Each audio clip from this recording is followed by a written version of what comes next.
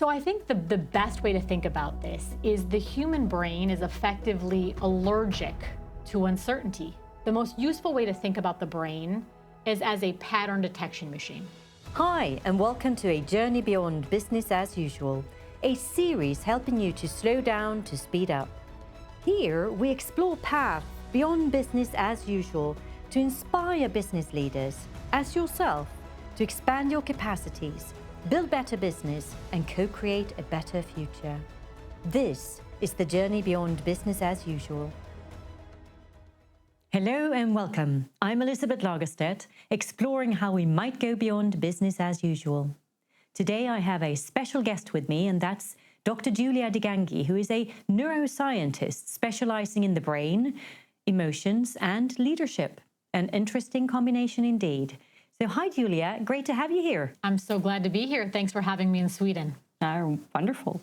So Julia, emotions in general is something that we're not that good at talking about in the business world.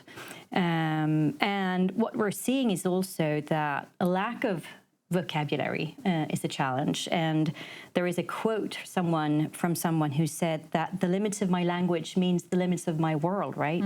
And that's why it's also so interesting that you published your first book, which is called Energy Rising, The Neuroscience of Leading with Emotional Power, with Harvard Business Review Press last year. Harvard Business Review, that's a business magazine, right? It is. It is. And that's why we're here, because I've read the book several times. I've listened to it, and I keep coming back to it. It's just simply fascinating and a pot of gold. It really is. I'm so glad it was useful to you. Yeah. So I know that you had a conversation with a roundtable of CEOs yesterday, CEOs and CFOs in Copenhagen. I'm really, really curious what you talked about and what was on their minds. So I had a wonderful time in Denmark and Copenhagen, and I had two different roundtables, and it was very interesting to hear, the beauty of doing a roundtable is it's really this intimate environment where you get to really hear each other and kind of, I said we open the hive mind, so people kind of really get to brainstorm with each other. And if I had to say a single word that everyone was talking about, of course, people were talking about their own particular situations, but every single leader was talking about the pain of uncertainty. So what's going to happen with AI? What's going to happen with the financial markets? How do we retain employees? How do we engage people? A lot of the leaders were talking about kind of the rise of emotion. I think there's a lot more attention to emotion. And some of the leaders are saying, yes, we think it's important to have emotion, but sometimes it feels like there's too much emotion at work and we don't know what to do about it. So you can see that in all of these situations, the underlying energy is this energy of uncertainty. I want to make it really clear when I use the term energy, energy rising is called energy rising. I don't mean it metaphorically. I don't mean it metaphysically. I mean it quite neurobiologically. And so we had some very interesting conversations about the effects of uncertainty on the human nervous system. And I think if leaders want to lead very powerfully in this age of uncertainty, it's very, very useful to understand what happens to people when they feel uncertain. And I'm happy to kind of go into that here or elaborate more. Yeah, I think we should continue down that path, actually. Let's explore what happens. So I think the best way to think about this is the human brain is effectively allergic to uncertainty. Okay, so what happens is, and there's a lot of really great information out there about this. And the way I want to kind of describe this to your audience is the most useful way to think about the brain is as a pattern detection machine. Okay, so your brain is moving you through your life going apple, apple, apple, fill in the blank. So fill in the blank is just the moment of uncertainty. It's a new merger, it's a new program, it's a new hire, it's a job loss, it's a new presidential election. So we're all constantly meeting this energy of uncertainty. Well, what your brain is in the business of is your brain is in the business of prediction. So your brain is going apple, apple, apple, and then it's predicting that there should be an apple there, okay? The reason uncertainty is so difficult for the brain is it works against the fundamental design of the brain. If my brain is supposed to go apple, apple, apple, and there should be an apple, but my brain kind of freezes up, I don't know what comes next. This is very difficult for an organ whose fundamental function is prediction. Is this making sense the way I'm describing it? Absolutely. And what's important to understand is that this isn't about being weak, or there's certainly no shame here. The brain is magnificent, but at the end of the day, it's just an organ. Your lungs are gonna breathe, they're gonna inhale and exhale, your stomach is gonna digest, your brain is going to predict. So you've got to understand, I think, as leaders, if we want to help people navigate uncertainty, how difficult it is for the brain to kind of move through these conditions. I want to kind of share one study that I think makes it very clear how difficult uncertainty is for people. So scientists bring people into a lab and they say you're going to be in one of two conditions. In the first condition, the machine is going to count down 5, 4, 3, 2, 1, and you're absolutely going to be electrocuted. In other words, you're certain. Or you're going to be in a condition 5, 4, 3, 2, 1, and maybe you will be electrocuted or maybe you won't. Now, if we were totally rational, I don't like that term, that's why I'm putting it in quotes, people should prefer to be in the condition, the second condition, where there's a good chance they'll walk away pain-free, they won't be electrocuted. But people don't choose this. Statistically, people prefer to be in the condition where they are absolutely certain they are going to get physical pain. Yeah. The takeaway message for this is so big for leaders. What this study kind of shows us is that there are circumstances in our lives where the emotional load of uncertainty is quite literally more painful than physical pain. Wow. And the other piece I always like to make here, because I think it's an important point for leaders, is that study was conducted in a controlled university environment. Like, it was probably undergraduates who showed up for the study and were going to get a course credit and a Starbucks gift card. In other words, the stakes weren't that high. So if you transpose that allergy to uncertainty into the real world, where you're talking about real consequences, real job losses, real transformations, it's incredibly intense. And so what happens under conditions of uncertainty is people very easily get anxious, they get overwhelmed, they get afraid. And when that starts to happen, I think there's all kinds of consequences leaders don't want. So we've got to be really intelligent about uncertainty and its response to the human emotional system. So before we dive deeper into this, could you just tell us a bit more about your background and how you kind of ended up where you're at right now? Yeah, so I never in a million years thought I was going to be a neuropsychologist. I come from a lineage of psychologists. My father is actually a psychologist.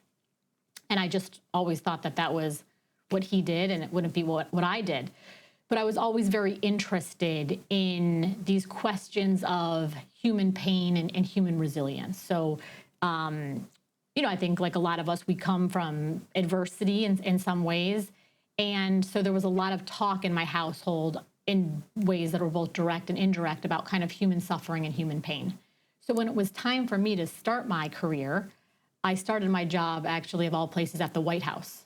And so I thought I would do politics. I thought politics would be a great way to invest in people's stories and what were the things people were really thinking about and how can we use politics to lessen suffering.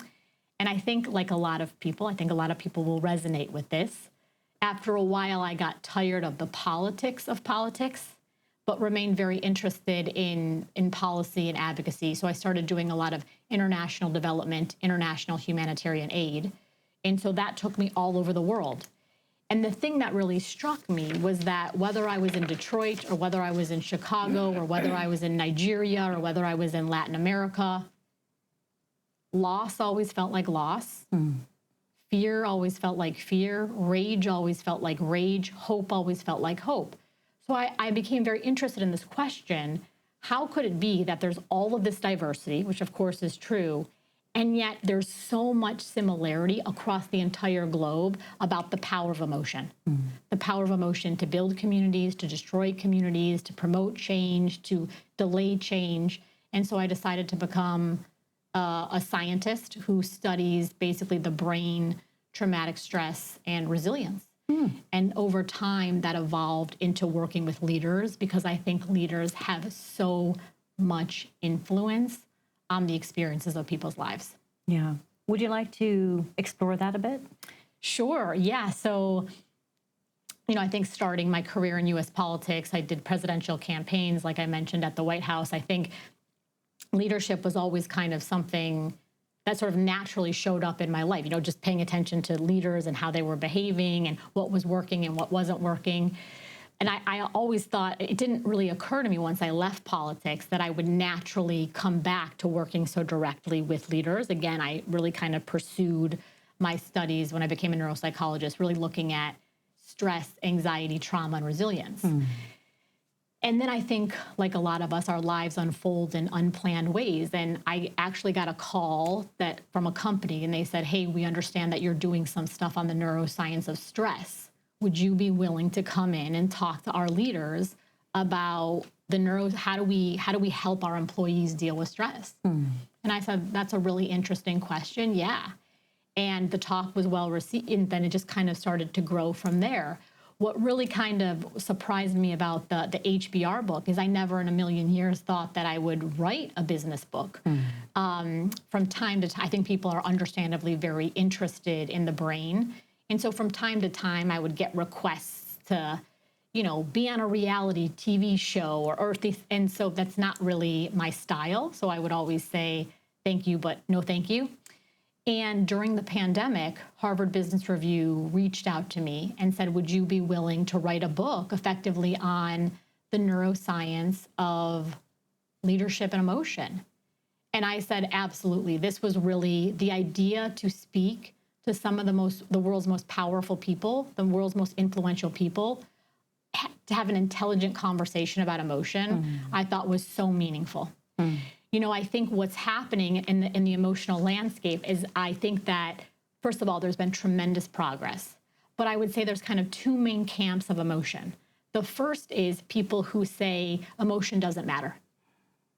Like, keep your emotions at home, leave them at the door. And even if people aren't directly saying that, that's kind of the truth of what they're feeling. So I call that kind of the emotional avoidance camp, okay? This is actually, if you think about what's actually happening, emotions are a biological energy, right? The reason I can do my fMRI or EEG research is only because of the electrochemical properties of the brain. So they absolutely are electrochemical energies. So if I constantly deny hunger, I constantly deny fatigue, I constantly deny thirst, that's going to lead to dysfunction in the body, yes?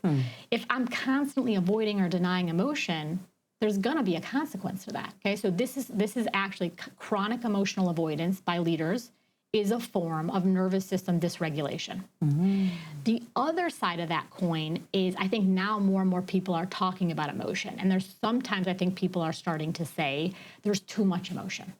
People are upset about everything. People are, hurt about everything. People aren't resilient about enough things.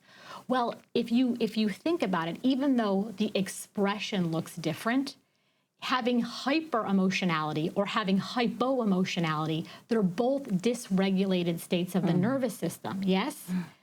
So what we need to do is have leaders who really understand emotions, really understand emotional intelligence, have this kind of emotional balance that's very, very powerful. So how would you describe that emotional balance?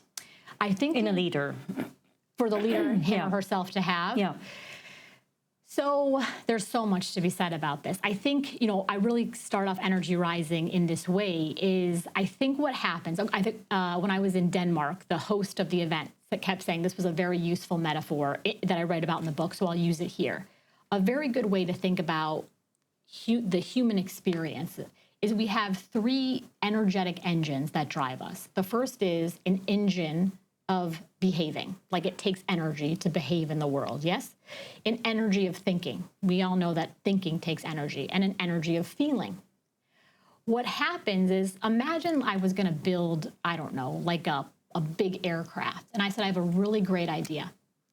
I'm going to take these three engines and I'm going to have two engines pointing in this direction, and then I'm going to have another engine going in the exact opposite direction.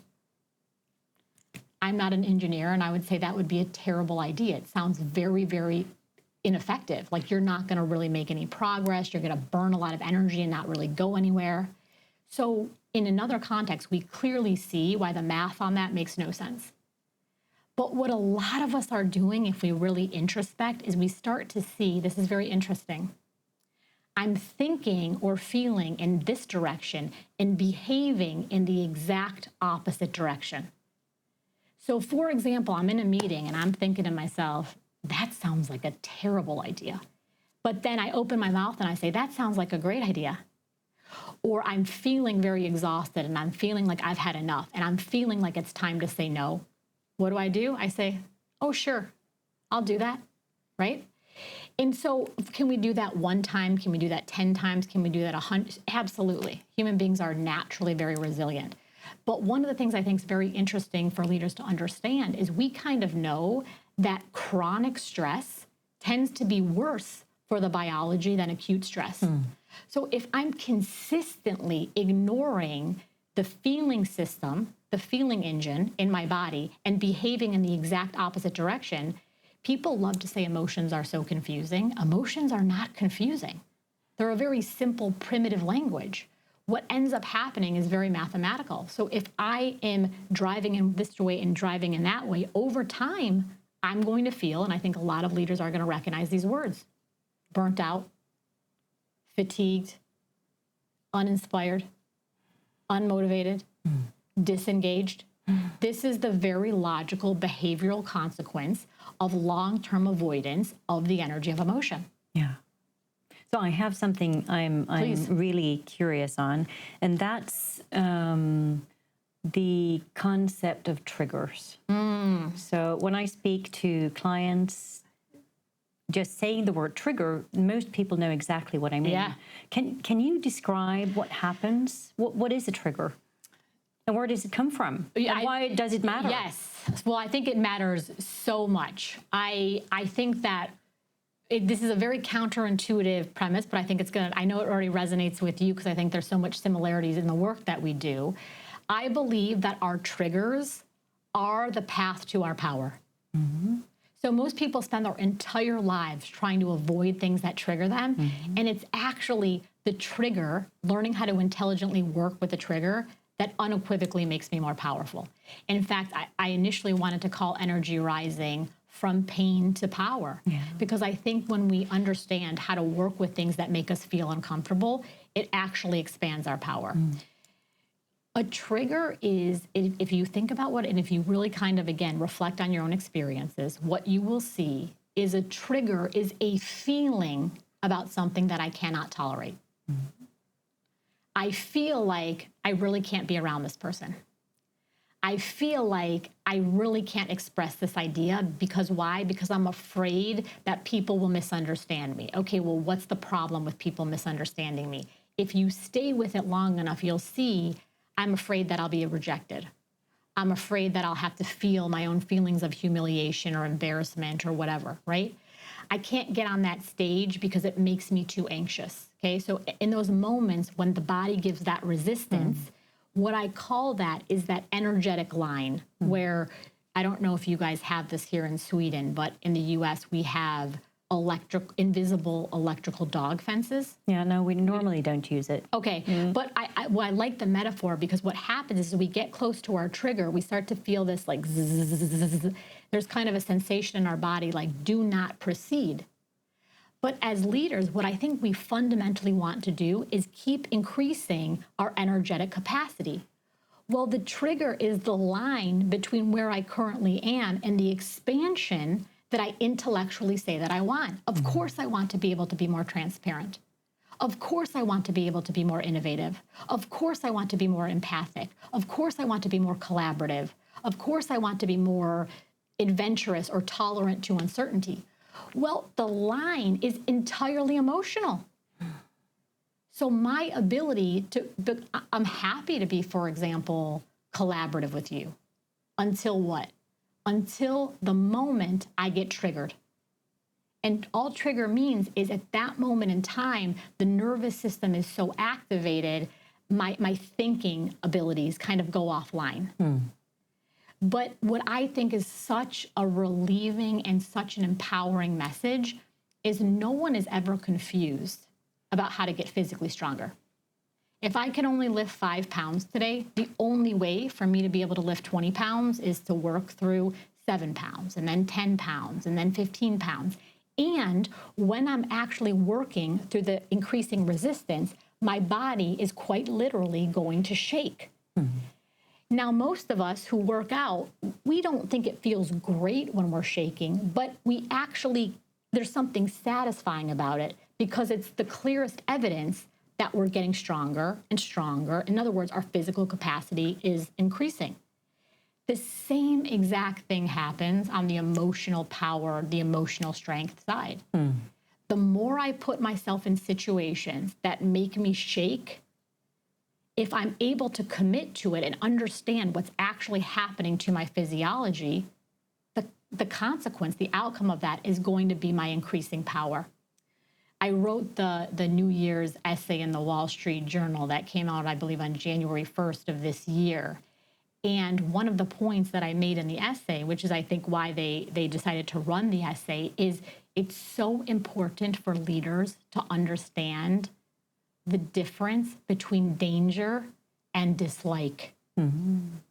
Just because I don't like the way something feels has not any necessary meaning that it's actually dangerous. Mm. If we don't understand the difference between true danger and dislike, we'll always stay inside of the perimeter of the current capacity, which then, of course, is going to block growth. Yeah. So I would like to connect this with one thing I know that you worked extensively on, and that's trauma. Mm. Somehow in some of the conversations I've had with leaders over the years, especially over the past years, we are stumbling on behaviors that lie rather deep. They come from something. It's patterns that keep repeating, and that we, through coaching, start understanding that these patterns come from earlier experience in their lives, often from childhood. Yes. Not being a therapist, but an executive coach, I only go so far. But what can you share with us in terms of trauma and childhood experiences that creates patterns and then appears like shadows and triggers, as we get to be grown-up adults and leaders? I think this is such a good, necessary conversation at this moment in sort of history. So what happens to the brain? And so first of all, as we've already established in our conversation, the brain is a pattern detection machine. And one of the things I think it's really important for us as leaders to understand is the brain, and this is very counterintuitive, and it does require really kind of sitting with it, and I say metabolizing it, because it does kind of cause this sensation of like, I don't necessarily know that I like that. Your brain is not in the business of assessment of objectivity. The brain is not designed to know objective truth the way people talk about objective truth. It's not the fundamental function of the organ. One of the fundamental functions of the brain is perception. Perception and objectivity are two wildly different things, okay? So what happens to all of us, and again, I think bringing the brain as a tool into leadership is so effective, because when leaders, sometimes depending on my mood, it either tickles me or frustrates me. Like, people pay more attention to the intelligent operation of their cell phone or now Chat GPT than they paid to the attention, how does the most extraordinary machine that I've ever been given operate? And so when we have conversations like these for leaders, I think it really opens up like all these moments of like, oh, okay, I'm starting to see how this works, okay? So we all are carrying patterns. Well, where do the patterns begin? Well, they begin, for a lot of us, in childhood, right? So what happens to the brain in the first 5 years of our lives is extraordinary.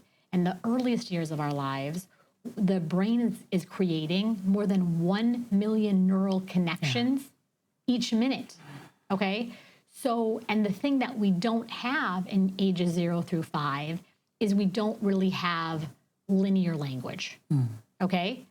So when people say, well, I don't remember, that's not true for me, just because I don't have a verbal narrative for it doesn't mean that it's not playing a very, very powerful role in how I'm actually behaving.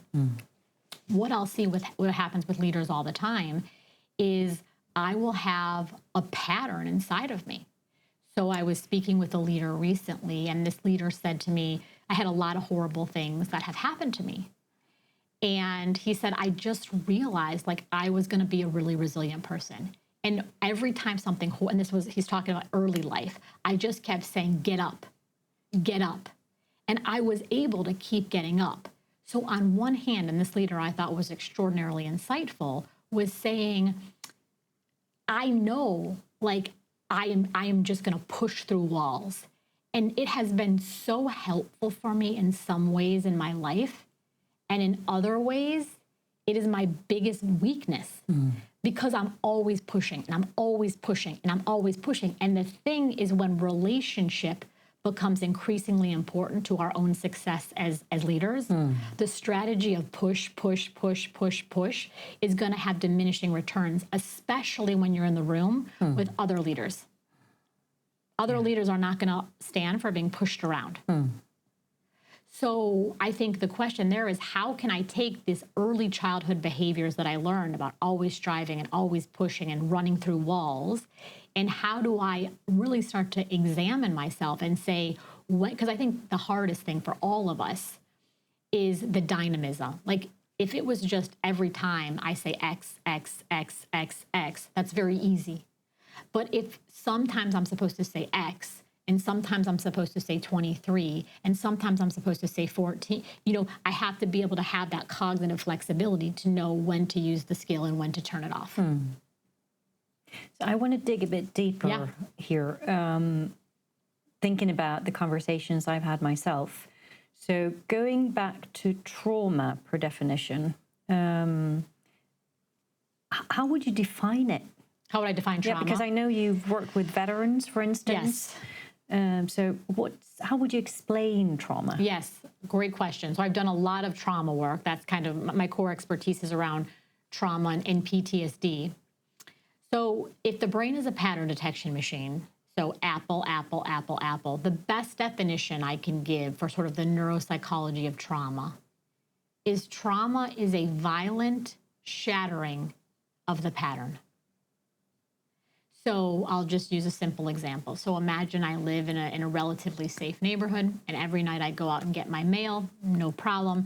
And one night I do the same thing I've done a million times before, and I go out and I get my mail and somebody attacks me.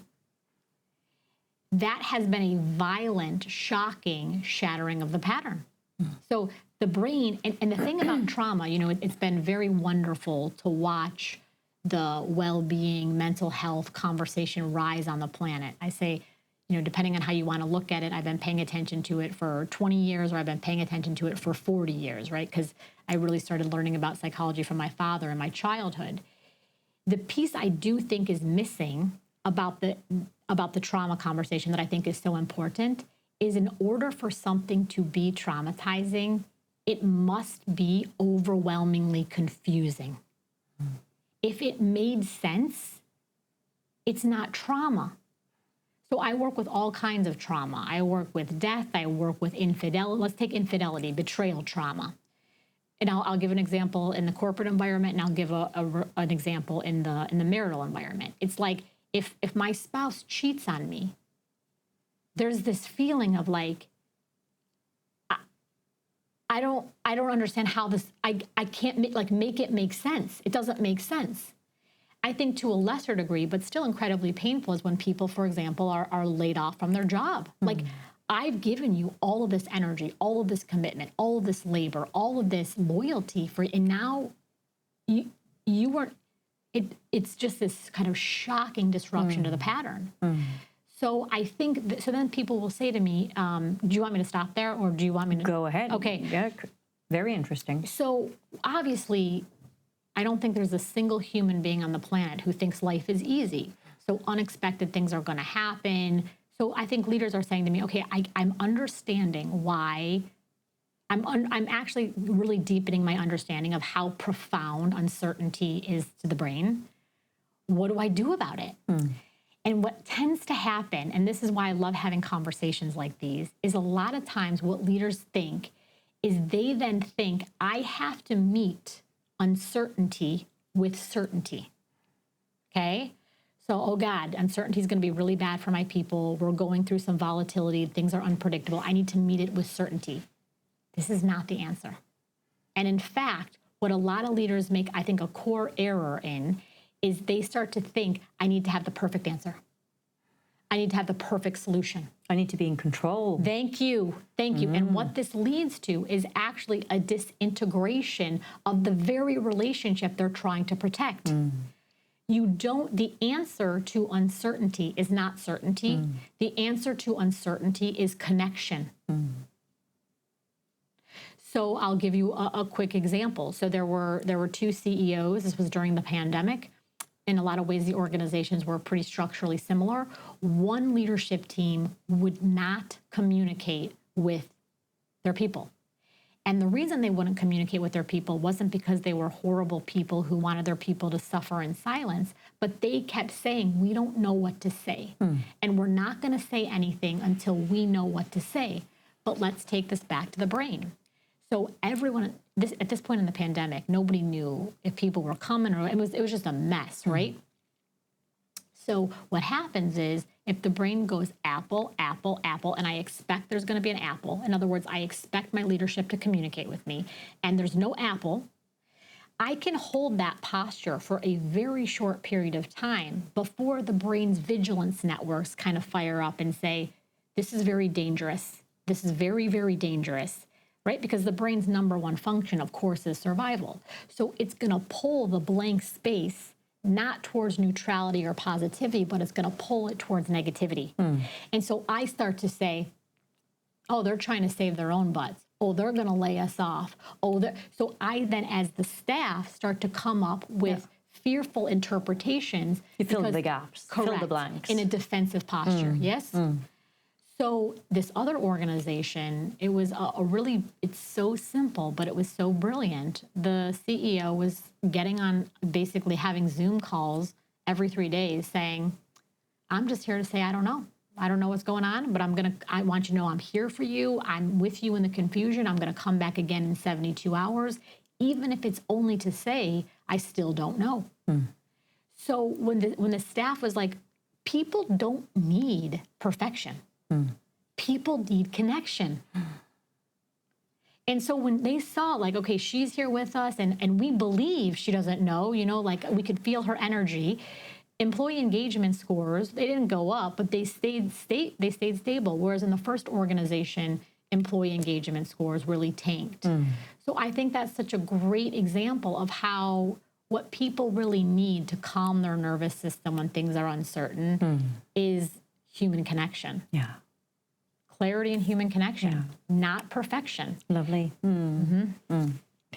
So in my work, I talk to leaders about leading their business, leading their organization, and leading themselves. So I would like to deep dive a bit into leading yourself. Where would you like to start?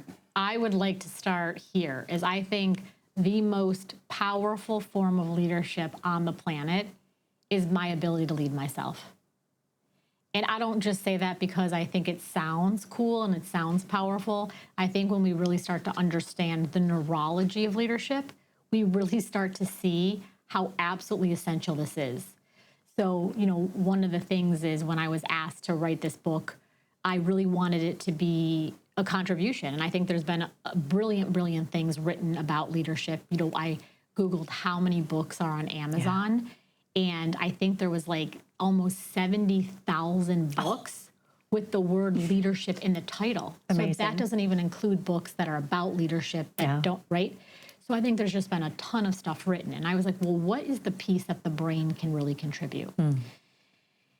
And what I want leaders to understand is that emotions, again, this is not metaphorical, and this is certainly not woo-woo. This is actually, I think, very, very powerful neuroscience, that emotions are an energy of contagion. We catch each other's emotions the way people catch colds, okay? So a great example of this is I was just in a beautiful hotel in Copenhagen, and basically the night before I left, there were these two women, and they were, I don't even think they spoke English, and they were like laughing so hard they could not even speak. And just watching them, I had no idea what was funny, but I started laughing because I quite literally caught their energy. The converse, unfortunately, is true for us too, is we're in a fine mood and we walk into a room where the energy is not good and we feel our own mood sink like a lead balloon, okay? What I'm describing is the idea of we're herd animals. We co-regulate. And if you look at kind of the neurophys, our physiology changes in the presence of other people, our heart rate, our pupil dilation, our skin conductance. And so what I think the singular mistake of leadership is, if I can swing with that big of a bat. Go ahead. Is I think the singular mistake is that leaders try to create a feeling in other people's bodies that they have not created in their own. That's a great way to put it.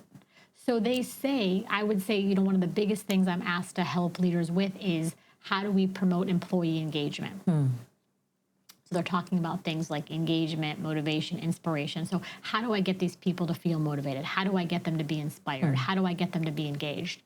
And I say of course it's a valid question. It's a very important question. It's actually the second question, though. I have another question. And, obviously you build relationship and you build trust with the people you work with. But how are you? Like, really, how are you feeling? And what I hear almost every single time is the leaders are like, I'm frustrated. I'm exhausted. I'm overwhelmed. I'm kind of anxious about all of this uncertainty. I can't figure out, we've done all these things and they're not okay, so how in the world then am I going to transmit the very energy to my staff or my culture that I don't feel inside my own body? There's this saying right now, I'm sure you've heard it, that culture, people love to talk about culture at work because it is so important. Culture is how you feel about your job on a Sunday. So what you feel, okay? So how do I feel in this environment? So I think so much of the energy of a team is about emotion. Well, the leader, and this is another really big piece, the leader is not the person with the most seniority. It is not the person with the most degrees. It is not the person with the most money. It is not even the person with the highest IQ necessarily. The leader is the person with the most potent emotional signal. The way this really came through in my work, and I'm going to tell you one little study, and I'm going to tell you through some of my work. So I work in every human relationship. So corporate work, I work with entrepreneurs, I work with founders, but I also do a lot of work in homes. So with couples and with parents and families. And I was working with a lot of families where the parents were very, very competent.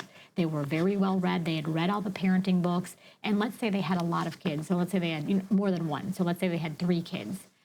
And I was working with parents who were saying, we're being brought to our knees by the behavior of one of our kids, the 4-year-old, the 6-year-old, the 16-year-old, the 9-year-old, whatever. So we're at dinner and one person starts acting up at dinner, or this one kid's always dysregulated. Well, what happens to the family system?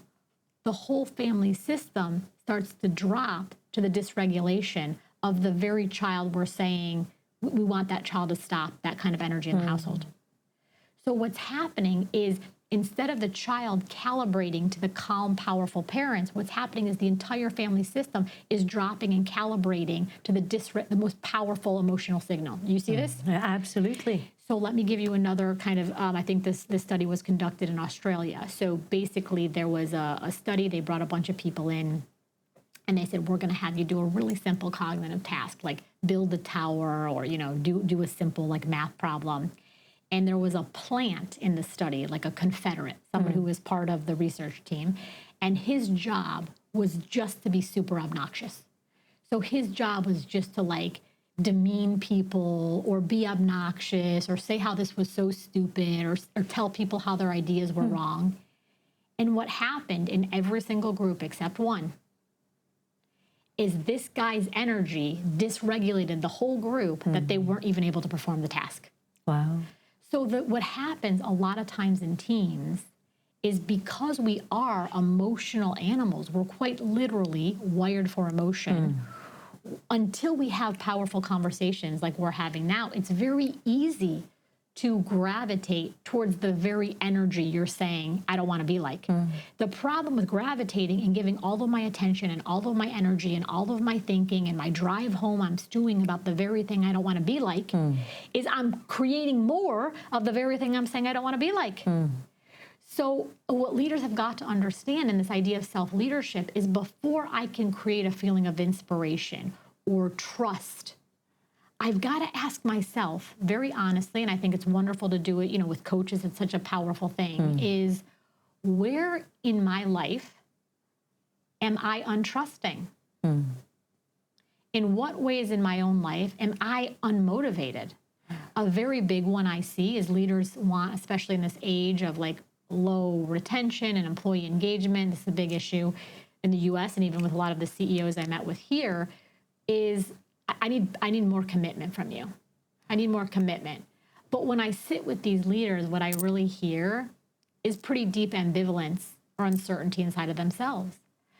It's like, imagine you're in a marriage and you're like, should I leave the marriage? Should I stay in the marriage? Even if you're not saying those words, people are reading your energy. Why? Because emotions are the native and universal language of every single human being on the planet. So I don't care about the words coming out of your mouth. It's a feeling. I was just, like I said, in Denmark, and it was really interesting because my accent, I already apologize for it, but there's this beautiful term, hygge. Hygge. Okay.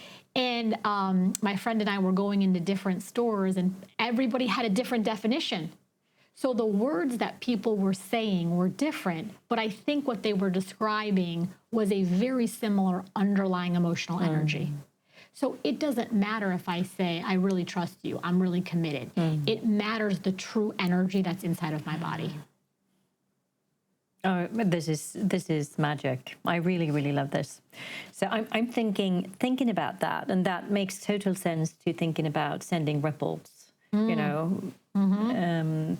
But what I'm reflecting on a couple of things now. The first thing that comes to mind is how can we help leaders create that self-awareness and centeredness that is needed to actually transmit what they want and not the unwanted things that they haven't worked through. So what's the journey? The journey is I think a great evolution in power. I think we were talking before the cameras came on about this idea of human development. And I think, unfortunately, and I think this is such an exciting time, such a promising time to be alive, I think historically it's kind of been like development kind of stops in your early 20s. Like, that's a bad story for most of us. You kind of don't even know what's going on from like 0 to 10. You know what I mean? But you're different from when you were 20, right? You're not the same person. Something happened. Exactly. Yeah. Exactly. And so I think there is this really profound evolution that continues to happen. And I think it is predominantly in the emotional space for those of us who say we're going to be open to the journey.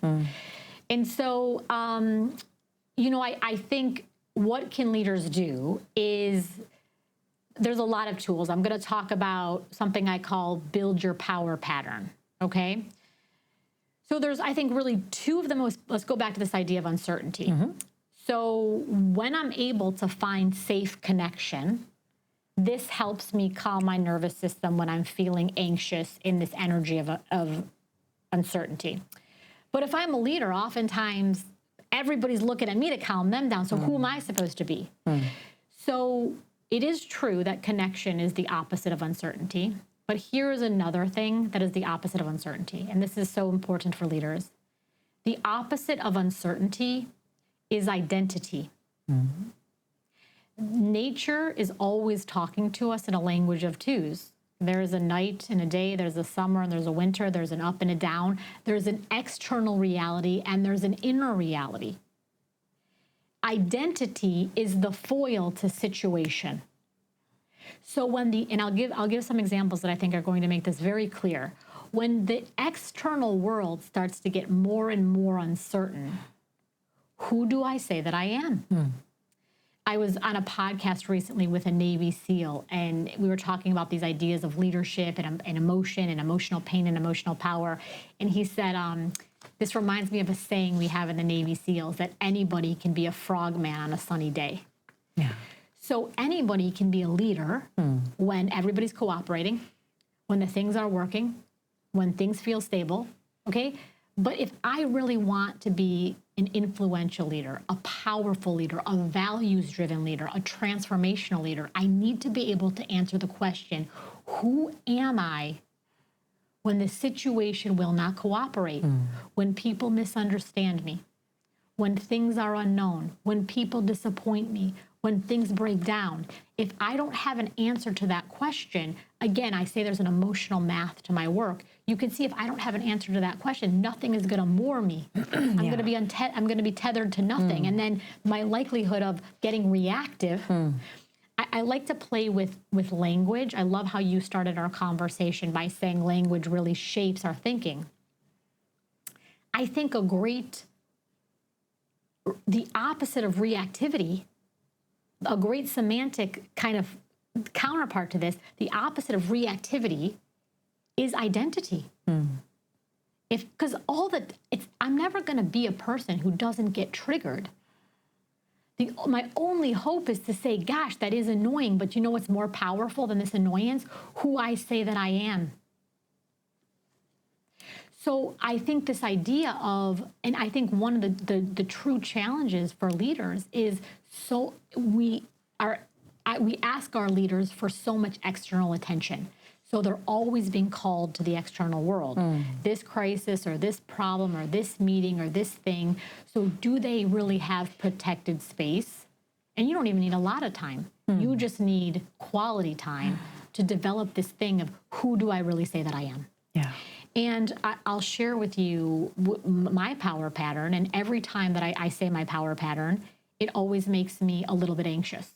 And this is how you know you're choosing a good identity, because the thing about identity is we want something bigger than us so that we can, we talked about this idea of evolution and development. We want to be called into a greater evolution. Something aspirational. Yes. I don't want a leadership declaration. Correct. That's a beautiful saying. I like that. So it's not that I am this thing right now, but it's like I can rise to fill this thing over time. And it's bigger than me, which also in a way grounds me. There feels something almost soothing when it's like, it's not just about the little self. It's about something bigger and more important. So mine is, I am a global leader in emotional power. And every word is important. Because I did not say I am the global leader. The second I say the, I hate it. I don't agree with it. I don't believe it. I think there's tons of people doing brilliant work across disciplines on emotional intelligence. I also didn't say I am a leader in my Facebook group of 4 people. I do believe that this conversation on emotional intelligence belongs on a global stage. I think it's only going to be emotional intelligence that changes the planet. I hope people write this down. We will literally colonize Mars. We will be living on Mars. We will have the AI technology, all the infrastructure, before we will figure out how to talk nice to each other on social media. Relational intelligence is the most powerful and sophisticated intelligence on the planet. So I feel like the work that you're doing, the work that so many people in Denmark, like to really have this depth of emotional intelligence is important. So what I would encourage your audience to think about is like, is there an identity that really excites me in this aspirational way? And the reason this is not about grandiosity, it's about service, is because the very thing you're trying to create in your team is leadership. You want people who are self-starters. You want people who are innovators. You want people who have a powerful enough identity to be able to collaborate with other people. Do you know how many times powerful ideas break down because people get trapped by their own egos? Far too often. Far too often. So if I really start to show people, we talked about how emotional energy is a thing of contagion. If I start to be the living model for how to really claim identity in a very humble way, and I think too, to talk transparently about the ways that I struggle and the ways that I do have success, it kind of shows people a very clear behavioral roadmap. Yeah. So to me, this comes closer to some sort of a higher purpose. Yeah. It's not just about me, it's about something bigger. Yes. We talked, I've heard reflection space. I also just noted down on identity that it's not static. No. It's something that evolves. And the aspirational brand declaration or leadership declaration, or what did you call it? I called it the power pattern. The power pattern. Because okay. the brain is a pattern detection machine. Yeah. Hey, can I make one other point here? Go ahead. So if you think about, if the brain is a pattern detector, I think it's very powerful to say, what is the pattern in all of these circumstances? Because there's a simplicity once I identify the pattern, and when there's clarity, my likelihood of power is greater. So uncertainty is always the what if. Yeah. What if in the frequency of fear? What if it doesn't work? What if it fails? What if they don't like it? What if I get rejected? What if? Leadership, people always say leadership like it's a positive word. I don't actually agree with that. I think the beautiful thing about the brain is that it's agnostic to morality. It just is. It's just biology. Leadership is just running the I am pattern. I am good. I am competent. I am powerful. What I identify with. Yes. So it could easily be I am unlikable. I am too much. I am not enough. And because emotions are very powerful, but they're also very simple. And the brain emotion is much more powerful than thought on the short term. So if you're super upset, that's always going to overwhelm. Right, the thinking capacity is very, very powerful, but in a lot of ways it's more delicate. So what I'm saying here is like I've got to understand that what is my power pattern? It should be very simple, and it should be something that I could hold on to that doesn't require a lot of thought. Like it shouldn't be a long essay. It should just be like, I am innovative. 1-2 sentences. I am, yes. And then when I start to get tested, what would it mean for me to hold on to the power? What would it behaviorally look like to hold on to the power pattern in this moment? Love it, love it, love it, love it. So I'm going to ask you another question, and it's tied to what we're talking about. We're talking about inner development to some extent here, about the leader's inner world and emotional regulation, for instance, or just knowing their own emotions. What I'm writing about and talking about is the future. And one of the things I've written extensively about is how to build a better business and a better future. Now, I see the business leader as a key actor in co-creating this more powerful future, as I think we could use your words to express it, or a better future. Yeah. Now, I'm thinking, what type of inner capacities do you believe that the leader will need to develop, any leader, in order to be able to send those ripples, that be positively contagious, and leave a positive legacy in the world rather than anything else? I think for me, it comes back to a single point. I think the number one thing that would give the most power for transformation is a leader's ability to be with difficult emotion, their own difficult emotion and the difficult emotion of people in the room. I think a lot of times leaders feel like if I allow difficult emotion in the room, I've got to solve it. You don't fix feelings. It's not how. So I think also like letting leaders off the hook. Like I think a lot of times they feel like if I start to have to listen to every single problem and every single emotion, I'm going to have to. No, it's just what's happening. I think let's just talk about the leadership in this capacity of self-leadership. Is I will the line that is where I am versus where I aspire to evolve to be. That line is actually always emotional. I know that this is it's counterintuitive for a lot of people, especially if they haven't been thinking about emotion for a long time. But one of the things that I think is a big shift for people is to understand, I think people think situations cause emotion. This happened and then I feel. It's actually the opposite. The way that I feel creates situation. The most extreme example of this, and sometimes I like the extreme example because then we kind of can apply it at lower intensities on the continuum, is I've done a lot of research into what we call pre-morbid predictors of post-trauma functioning, which is just a very academic way of saying, how does who I was before the trauma affect who I was after the trauma? So researchers used to think, and I think this is a very logical point of departure, it's the trauma that's really going to make people sick. What we actually know is the traumatic event itself actually explains a very little amount of variance, we call it, in how people function after trauma. Why is it that two people can undergo the same exact trauma and one person develops PTSD and the other person develops post-traumatic growth? There are two constructs that we studied a great degree. Two different avenues. Two totally different trajectories. Well, it has a lot to do with who I was cognitively and emotionally before the trauma even happened. How resilient I was? Lots of things. How much social support, how much resilience, there's a lot of variables. What my faith in God is, what my faith in humanity is. But the point I'm really trying to make here is a lot of people say, okay, the situation of trauma creates emotion. Well, the situation of trauma is, of course, always horrific. That's what makes it trauma. But how I metabolize that situation has so much to do with the emotional patterns and the cognitive patterns that I was running before the trauma even showed up. Yeah. So, and so I think then there's all these questions around, well, how do I, as a leader, really think about the things that I say are intolerable? And what you will see is a lot of people, what they're really saying is holding them back is not situations, it's feelings.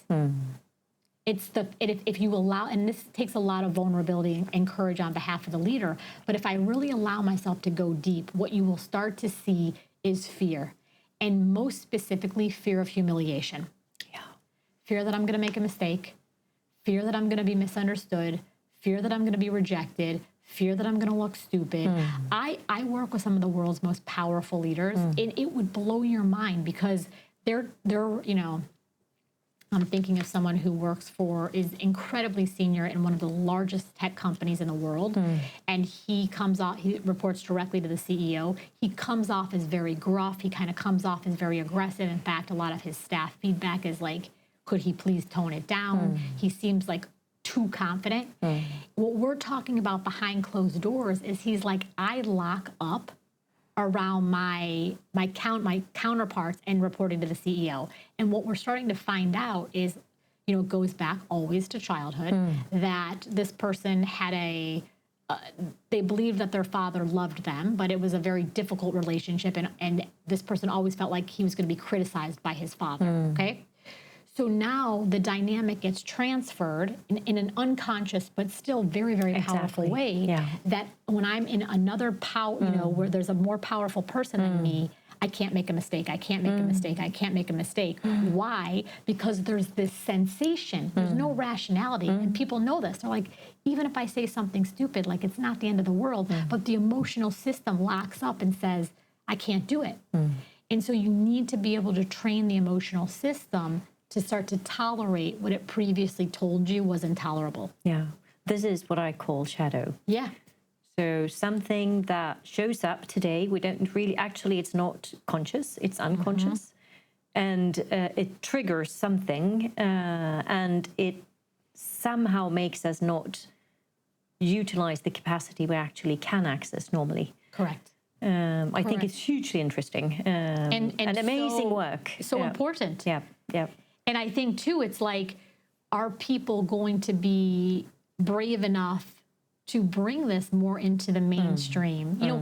Every idea that started out, before it was a transformational idea, seemed like something totally insane. I think a lot of times about the tech companies, like, yeah, Mom, I'm living in your mom's garage, like building this, insane computer network. Like, of course, people were going to think you were crazy back then. So what I also think is really interesting for leaders to pay attention to is there's been this incredible rise of artificial intelligence. In a lot of ways, the capacity of the machines have outpaced the classically cognitive functions of the human brain, and processing speed, attentional capacity, working memory, right? So what's happening now is in part because the machines have outpaced us, and in part because the machines have allowed so much more interconnectivity. So you're having humans come into contact with each other like never before.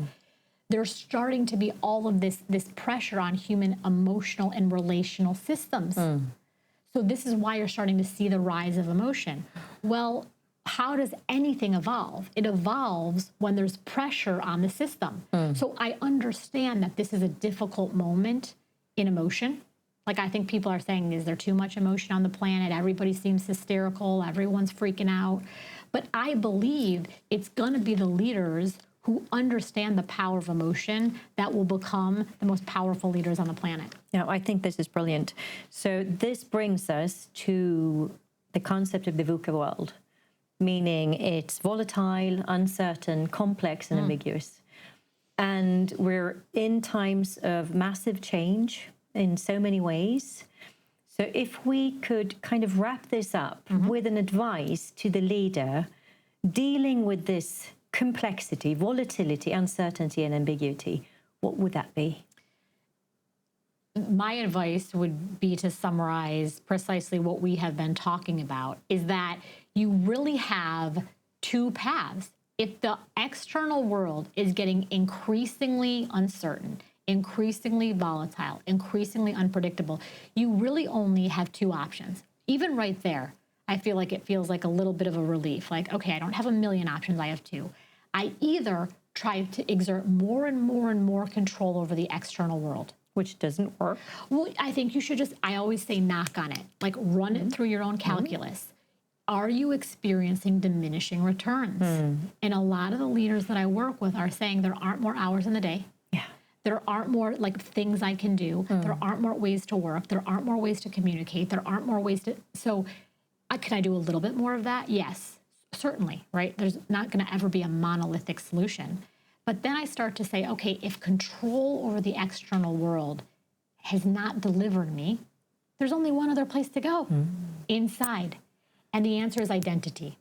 So maybe I'll end with an example that I think could be useful to people. So I flew Delta Airlines here. So the CEO right now of Delta is someone named Ed Bastian.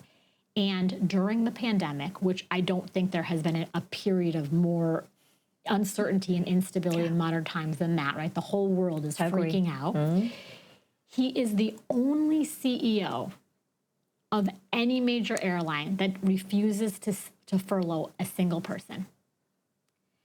And obviously, people had a lot of questions about this. And I think about this often because could you imagine being at that level of power and having all of your counterparts furlough, and you're like, I'm watching the situation, I am not moving. And when people asked him about it, he said, you know, it's really easy to say that you're a people-first culture when things are easy.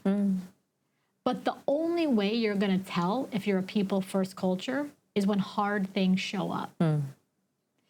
And what's happened to him and his company has been remarkable. Like I just put all this on a slide for my talks, and I couldn't even fit all of the things that have, like all of the accolades and stuff that have happened. You know, he was named top CEO of the year by his colleagues.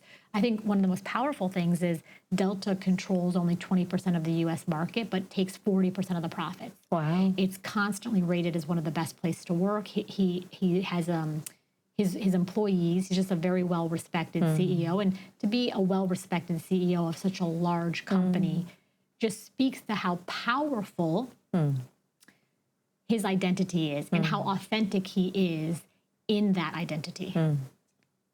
So what he thinks is what he says and what he does. Yes. So the thinking, the behaving, and the feeling are in alignment, which then makes his energy and a appearance lot more powerful. And I think that's just such a strong example of how you can use the power of identity in the face of deep uncertainty. Yeah. Wonderful. Julia, thank you. It's been amazing. Thank you, Elisabet. It's been amazing. Yeah, This has really lovely. been fun. Yes, thank you for having me. All right, let's try and do this again. Okay. Yeah. Whenever. Yeah. Destiny says. Maybe in Chicago next time. I'll meet you in Chicago. Yeah. Thank you. All right, thanks.